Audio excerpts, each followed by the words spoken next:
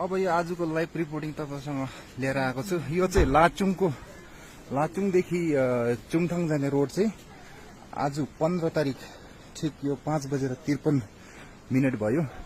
यसको खबर मैले लिएर आएको छु। यो चाहिँ आज रातिको पानीले गर्दाखेरि चाहिँ यत्रो भल आएछ यहाँनिर, र भल आउनुको कारणले गर्दाखेरि चाहिँ लाचुङ टु युमथाङको बाटो चाहिँ फिलहाल क्लोज।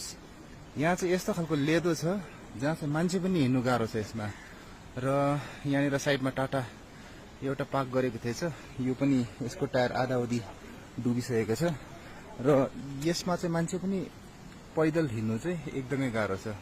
यो चाहिँ कहाँ भन्ने चाहिँ हाम्रो लाचुङको चेकपोस्ट क्रस गरेर अलिकति माथि यो आर्मीको डोगरा क्याम्पको छेउमा ठिक यो माथिबाट खोल्चा बढेर भल आएर चाहिँ आज राति चाहिँ यस्तो क्षति भएछ। र आज भन्ने चाहिँ यो चाहिँ लाचुङ टु युमथाङ बाटो चाहिँ फिलहालको लागि बन्द छ। अब अहिले 5:53 गयो, जसको रिपोर्ट तपाईहरुसँग छ। यो चाहिँ एक्ज्याक्टली कहाँ हो भने चाहिँ यहाँनिर एउटा होटल छ तपाईको हिल क्राउन होटल भनेर, र यसकै छेउमा चाहिँ यस्तो क्षति भएको छ। र यसले गर्दाखेरि चाहिँ अब लाचुङ टु युमथाङ आज 15 तारिकको दिन लगभग अब 6 बज्न आँटेको छ। अहिलेको समाचार